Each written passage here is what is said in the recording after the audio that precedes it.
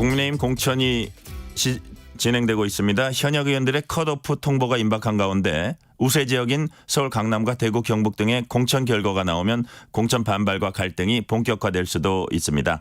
남은 공천 어떻게 풀어가야 할지 또 격전지 필승 전략은 무엇인지 국민의힘 김태호 의원과 얘기 나눠보겠습니다. 지금 전화 연결돼 있습니다. 의원님 안녕하세요.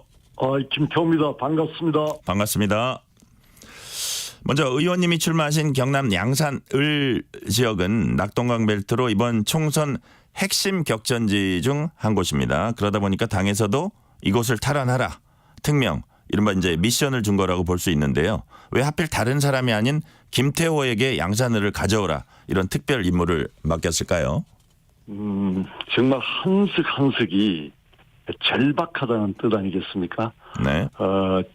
지난 그 거대 야당들의 결국 그 행포가 우리 이 나라를 한 발짝도 지금 미래로 못 가게 막고 있지 않습니까?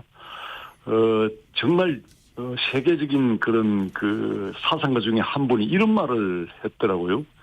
민주주의에서 입법부의 어떤 폭정, 의회의 폭정이 가장 두려운 것이다. 가장 위험한 요소다라고 말을 했는데 네. 실제 지금 거대 야당의 행포 오로지 이곳저곳 문제가 많아서 지금 재판받고 있는 이재명 한 사람을 지키기 위해서 지금 우리의 대한민국 미래를 담보로 이렇게 한 발짝도 못 가고 있는 상황 아닙니까? 네. 그래서 이번 총선은 결과적으로 이 나라를 좀 미래로 가느냐 그대로 후퇴하느냐 진짜 갈림길에 놓인 절박한 마음이라고 생각합니다. 그래서 이 낙동강 벨트 지금 사실 양산을 포함해서 김해 또 북강설 사상 등 다 민주당이 지금 점하고 있습니다. 네.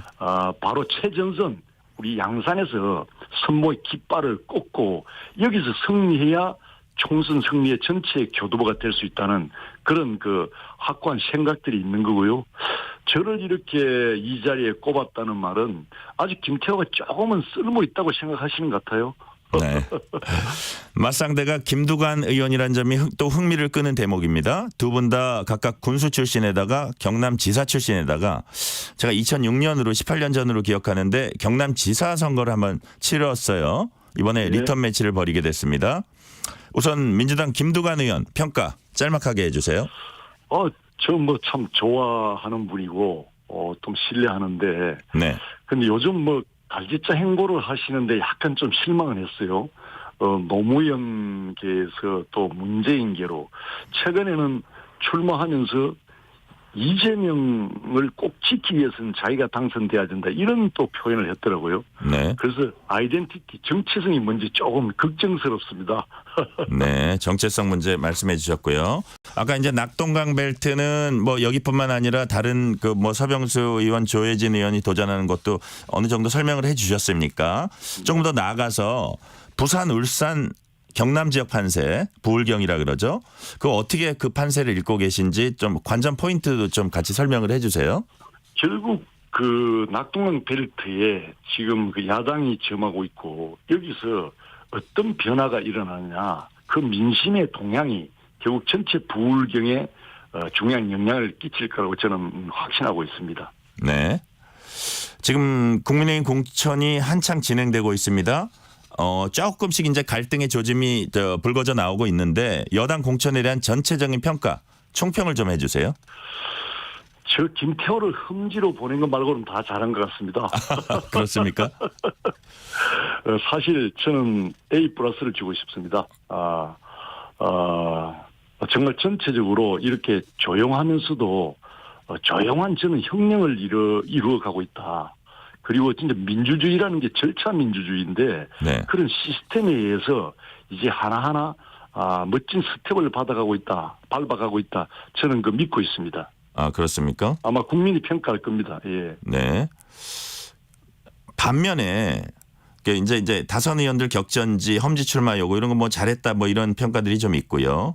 근데 중진들의 용태랄까 물갈이랄까 이런 부분 좀 미흡하지 않나 이런 지적도 있고 시스템에 의해서 일관되게 좀 뭐 별 잡음 없이 조용히 공천하는 건 좋은데 좀 쇄신 공천이라든지 새 인물 발굴이라든지 감동을 주는 공천이라든지 이런 부분은 좀 미흡하지 않나 이런 지적도 있어요. 어떻게 보세요? 결국에 뭐 현역을 많이 자르면 네. 그 개혁 공천이고 자랑 공천이다 이렇게 인식하고 있잖아요. 그렇죠. 그거는 오히려 유혈 스포츠 하는데 피가 많이 흘리면은 관중들이 열광하는 거하고 저는 같다고 봅니다. 네. 그게 좋은 건 아니거든요.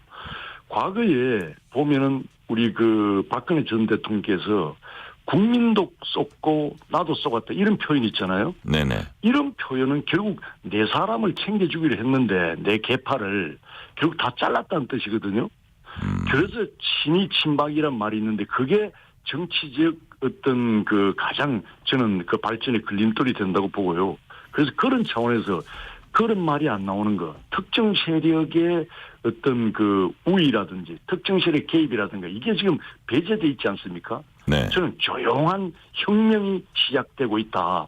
이렇게 시스템적으로 앞으로 가야 되고 결과적으로 최종적으로는 국민이 이렇게 경선이라든가 민심을 통해서 판단할 수 있도록 하는 게 저는 바람직한 방향이다 이렇게 보고 있습니다. 이게 조용하게 일관되게 가는 공천 이런 공천이 바람직하다고 보시는 거예요? 결국 큰 틀에서 예예. 지금 대한민국 정치 결국 유통기간이 지났지 않습니까? 네네.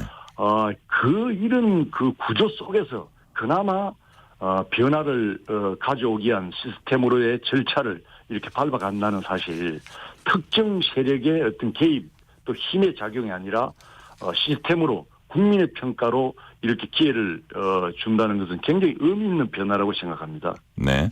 의원님 말씀하신 대로 그런 이유 때문에 이제 일각에서 현역 컷오프가 별로 많지 않을 거다 이런 전망이 이제 나오고 있거든요.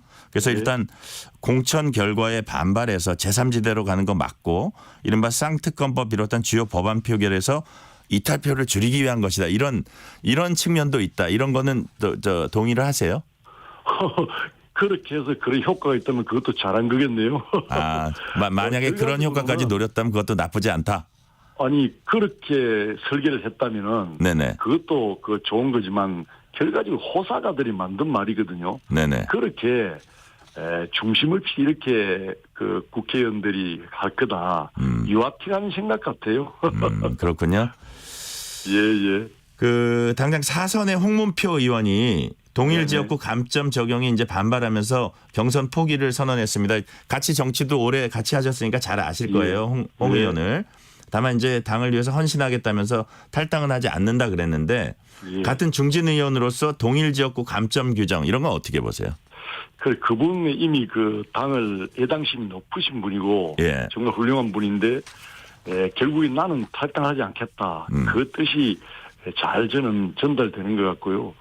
결과적으로는 이 선수가 이렇게 높아질수록 또 그만큼 또 지역민들의 사실상 피로감이 있는 것도 있는 게 사실이거든요. 네네. 그만큼 그 민심을 또 쌓아놨다면은 그 정도의 감점 규정 정도는 충분히 감당할 수 있다고 보고 있고요. 특히 15점 감점을 주는데 이것은 새로운 신진들이라든가 신진 인물들의 어떤 그 공간을 배려한 차원에서 굉장히 의미 있는 변화라고 저는 생각합니다. 네. 한동훈 비상대책위원장이 정치자금법 수사받고 있는 김연아 전 의원 단수공천에 제동을 걸었습니다. 김 전 의원이 뭐라고 해명했냐면 이미 무혐의 처분 받았다. 근데 이제 지방선거 공천에 불만 가진 사람들이 돌아가면서 고발해서 재탕 삼탕 수사 받고 있다. 이렇게 이제 설명까지 했는데 그럼에도 한 위원장은 단수 공천의 경우 우리 스스로 자신 있고 논리가 뚜렷해야 된다. 약간 야당과의 차별화를 보여주고 싶은 것 같아요. 그래서 비대위 의결 안 하고 이제 제동을 걸었어요. 어떻게 보세요? 예. 그 김연아 전 의원으로 보면 굉장히 억울한 면도 있을 겁니다. 네. 그렇지만은 제가 편안한 길을 두고 이렇게 흥지의 길을 수용했다는 것은 지금 나라가 그만큼 어렵고 당이 어렵고 이번에 뭔가 승리를 가져오지 못하면 한 바퀴도 미래를 갈 수 없다는 큰 개인 중심의 생각이 아니라 진짜 당과 더 큰 의미의 어떤 요구에 부응하다. 이게 지금 우리 그 국민의힘의 이번 컨셉이지 않습니까? 네. 한동훈 그 비대위원장이 모든 걸 지금 내려놨지 않습니까? 그래서 그런 차원에서 저는 김연아 의원의 그런 정말 억울한 면도 있겠지만 큰 틀에서 지금 저쪽 그 이재명 그 소위 대표의 사법 리스크 네. 결국 그 용인됨으로 인해 가지고 지금 뭐 모든 사람들이 황운하를 비롯해서 사퇴를 당연히 해야 됨에도 불구하고 불출마를 해야 됨에도 불구하고 다 이렇게 줄을 대고 있다는 이 사실과 우리가 이런 거 하나도 분명하게 해야 된다는 그 미래로 가는 대의적 차원의 의지하고 분명히 구별되는 지점 아니겠습니까? 네. 그렇게 보신다 이거죠. 오늘 국민의힘 위성정당인 가칭 국민의 미래가 출범을 합니다. 민주당 측 민주개혁진보연합은 다음 달 3일 이제 창당을 하고요. 이번에도 양당이 이제 의원 꺼주기 등 각종 꼼수가 난무할 것으로 보이는데요. 이런 변칙 정치, 여야 서로 상대방 탓이라는데 의원님 보시기에 그 책임이 누구한테 있습니까? 지금 어쨌든 입법권에 그 가장 전행할 수 있는 그 다수당이 조금은 더 네. 책임이 있겠지만은 결국 이게 정치의 현실입니다. 제가 볼 때는 많은 의석을 얻기 위해서는 어떤 짓도 하겠다는 게 지금 정치의 시스템이에요. 네. 지금 이런 그 유통기간이 지난 시스템으로서는 우리 진짜 남북 문제라든가 양극화 문제라든가 저출산 문제라든가 2030 미래 세대를 위한 준비라든가 이런 게 될 수가 없습니다. 만약에 제가 생각할 때는 아마 누군가 될 수 있으면은 어떤 세력도 예. 진짜 반자유민주적 세력이라도 데리고 와서 한 표라도 더 얻겠다고 하면은 아마 데리고 올 파퓰리즘적 구조가 지금 구조거든요. 그래서 이 정치의 구조를 이제 바꾸는 그런 일이 시작되지 않으면 저는 대한민국 미래가 없다고 보거든요. 그래서 네. 그 결과로 유통기간이 지난 대한민국 정치의 결과로 지금 희한한 일들, 변칙과 꼼수들이 지금 나타나고 있다고 보고 있습니다. 네. 반드시 바꿔야 됩니다. 이 시스템. 네. 지금 관련되는 질문 해볼게요. 민주당이 울산 북지역구의 진보당으로 단일화하기로 했습니다. 이렇게 진보당의 지역구 한석 배려하고 비례 이제 3석 주기로 했어요. 한미관계 해체 주장하면서 종북 위원정당으로 불린 통진당의 후신으로 평가받고 있는 정당이 진보당입니다. 네. 결과적으로 민주당이 종북 세력의 국회문을 활짝 열어줬다 이런 비판도 나옵니다. 지금 외통위원장 맡고 계시잖아요. 뭐 네. 여러 가지로 볼 때 이건 어떻게 보십니까? 정말 안타깝죠. 방금 말씀드렸지만은 한석이라도 얻을 수 있으면은 대한민국 헌법의 정체성에 반하든 반하지 않든 이기고 보자는 게 지금의 시스템이란 말이에요. 헌법의 어떤 가치를 이렇게 해석할 때 자기의 아전인수식으로 유리하게 해석하는 그런 헌법이 된다면은 결국에 헌법 실패고 국가 실패로 이어지지 않겠습니까?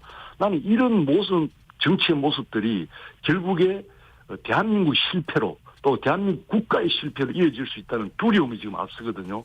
이런 부분을 정말 국민들이 정확하게 판단해 주셔야 된다. 저는 절박한 마음으로 요청하고 싶습니다. 네. 이제 어쨌든 이 양당이 이 위성 정당들에서만 이제 비례 후보를 낼 계획을 갖고 있어요. 국민의힘은 어떤 인물들을 비례대표로 영입해야 한다고 보세요? 정말 이 상황에서라도 우리가 좀 좋은 인물을 많이 이렇게 배출해야 되는데, 제 판단으로는, 결국 그 약자와의 동행할 수 있다는 그런 그 상징적인 의미가 많이 담겨졌으면 좋겠어요. 장애인도 그렇고 또 우리 노동계, 농민계, 각 그 직능 그 약자의 단체들 이렇게 좀 많이 이렇게 조금 뭔가 대변의 그 부분이 비교적 약한 사직 약자 부분에 대한 배려가 좀 많았으면 좋겠다 생각이 듭니다. 네. 민주당 공천 얘기 조금 해볼게요. 최근 비명 행사, 친명 횡재 뭐 이런 말이 돌 정도로 비명계 의원들이 반발이 격합니다. 박용진, 윤영찬 하위 10%. 국회 의정대상 3년 연속 수상. 뭐 국회 300명 중에 2명이라고 해요. 송갑석 의원 하위 20%. 김영주 국회 부의장 하위 20%. 이 의원들을 많이 이제 지켜보셨을 거예요. 의원님께서도. 네. 납득이 가십니까? 굉장히 감동적인데요. 개딸들이 볼 때는 굉장히 감동적인 결과 같은데. 의원님이 보시기에 그런 건 아니죠. 저 잠깐 놀랐습니다. 좀 족구성 이야기를 했고요. 네. 사실 그렇습니다. 이렇게 비춰질 겁니다. 아마 친명 비명을 떠나서 친명들을 꼽기 위한 그런 이재명 사당화의 과정이 아닌가. 지금 당의 정대철 건너가 전 민주주의에 희생한 그 원로들이 네. 이건 너무하다. 개인 이재명의 사당화가 아니냐라고 오히려 원로들이 꾸짖고 있지 않습니까? 아마 국민들이 잘 보고 있을 겁니다. 네. 여기다 이제 밀실 공천 논란, 비명계 현역 의원 배제한 여론조사 이런 것도 좀 약간 그 전에는 잘 못 들어왔던 것 같아요. 총체적인 난맥상이다, 뭐 공천 파동이다라고까지 말하는 그 민주당 의원들도 있던데 왜 이런 일들이 벌어진다고 보십니까? 결국에 그 가장 중요한 그 지금 민주당의 현안은 이재명 대표를 어떻게 사법 리스크로부터 지키느냐. 이재명을 지키는 게 마치 대한민국을 지키는 것처럼 돼 있잖아요. 그래서 거기에 실질적으로 모든 걸 걸고 앞장서서 방패방위가 돼줄 사람 중심으로 이렇게 공천한 거 아니냐. 거기에 가장 방점을 두는 거 아니냐. 다 그렇게 의구심을 갖고 보는 거 아니겠습니까? 네. 그래서 더 객관적이지 못하면서 사당화로 가는 방탄 또 국회를 만들려는 이재명 구하기로만 초점이 맞춰진 거 아니라는 그런 지금 우려를 하고 있는 거겠죠. 네네. 근데 이재명 대표는 뭐 비명 학살 논란에 대해서 누군가 꼴등할 수밖에 없다. 황골 탈퇴 과정에서 생긴 진통이라고 생각해달라 이렇게 이제 당부를 했어요. 그리고 자신에게 제기된 당대표 사퇴 요구에 그런 식이면 1년 내내 대표를 바꿔야 할 것이라면서 이제 일축을 했습니다. 네. 이 공천 갈등 출구는 뭘까요? 어떻게 해야 수습이 될 수 있을까요? 그 답은 우리 한동훈 비대위원장한테 배우면 될 것 같은데요. 모든 걸 내려놓고 네.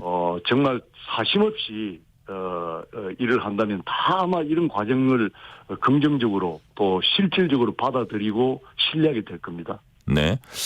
민주당에서 이제 탈당 선언을 한 의원이 제일 먼저 김영주 국회 부의장이 탈당 선언을 했고 그다음에 어저께는 이수진 동작을의 이수진 의원이 이제 탈당 선언을 했어요. 이수진 의원의 워딩을 보니까 되게 격한 게 많더라고요. 근데 그 김영주 국회 부의장에 대해서 이제 홍익표 원내대표가 이제 만류를 했어요. 근데 이제 본인의 탈당 방침이 완고한 것으로 전해집니다.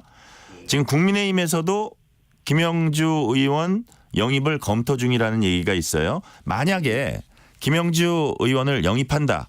그럼 득실을 따졌을 때 뭐 어떻게 판단을 하십니까? 그런 일은 없다고 봅니다. 아, 그러세요? 지금 이현주 의원 보면서 다들 좀 의아해하고 있지 않습니까? 네. 아마 이런 일은 되풀이돼서는 안 되는 것 같아요. 아니 예를 들어서 이상민 의원 대전 유성을의 이상민 의원 국민의힘에서 영입했잖아요. 예. 그것도 그럼 잘못된 겁니까? 근데 이상민 의원 같은 경우는 쭉 일관성 있게 네. 그 자당에 대한 그 문제에 대한 이야기를 꾸준히 해왔고 예. 이런 부분에 변화 없이는 내가 이 몸담을 이유가 없다. 라는 걸 애고했고 국민들이 또 알고 있습니다. 네네. 지역 주민도 잘 알고 있고 그건 충분히 이해할 수 있지만은 지금 평가받아서 컷오프됐다고 바로 또 타당으로 이동하고 이건 코미디죠. 또 그걸 받아들이는 것도 저는 옳지 않다고 봅니다. 아 그렇군요. 네. 뭐 한석 뭐 이런 거보다는 뭐 일단은 정치의 어떤 명분이 더 중요하다 큰 말씀이시네요. 원칙은 가져가야 된다고 봅니다. 네네. 개혁신당과 새로운 미래당이 다시 쪼개지면서 일단 타격을 입었습니다. 그렇지만 이 3지대 정당들은 여야 공천에서 탈락한 의원들이 아마 올 거다 해서 적극적으로 러브콜을 이제 보내고 있어요. 이른바 낙엽 죽기를 통해서 제3지대 정당들이 총선 파급력을 다시 키울 수 있을까요? 어떻게 전망하세요? 깨지는 거는 당연했고요. 네. 위장결혼 하면은 결국 깨지게 돼 있는 거고요. 저는 또 다른 면에서 제 그 3세력, 이 국민들이 현실 정치에 대한 네. 많은 그 실증을 내고 있지 않습니까? 네. 기존 정치에 대해서. 그래서 뭔가 변화의 그 탈출구, 그 공간이 있다는 건 저는 나쁘지는 않다고 봅니다. 그래서 정말 더, 개혁 신당을 보면서 우리 기존에 우리 정당들이 더 정신 차리고 진짜 사심 없이 뭔가 변화를 미래로 가지 않으면 안 된다는 아마 좋은 네. 그런 그 메시지를 주는 그런 계기가 될 거라 보고 있습니다. 자 이제 30초 남았습니다. 마지막으로 이번 총선 승패 가를 결정적 요소 한 줄로 딱 말씀해 주세요. 결국 그 낡음과 새로움의 싸움이겠죠. 네. 끝까지 뭐 이재명 지키기 세력들 그리고 뭐 윤미향 같은 그 이안부 할머니들을 이용해 사적 이익을 지킨 사람을 옹호하는 사람, 조국을 정당화시켜주는 비호하는 세력, 이런 세력이 돼서는 안 되잖아요. 네. 그래서 미래로 결국 과거와 미래 또는 새로움과 낡음의 싸움이다. 아마 국민들이 스마트하지 않습니까? 잘 네. 판단할 거라 보고 있습니다. 여기까지 듣겠습니다. 김태호 국민의힘 의원이었습니다. 감사합니다. 예, 고맙습니다. 전종철의 정격시사 1부 순서 여기서 마치고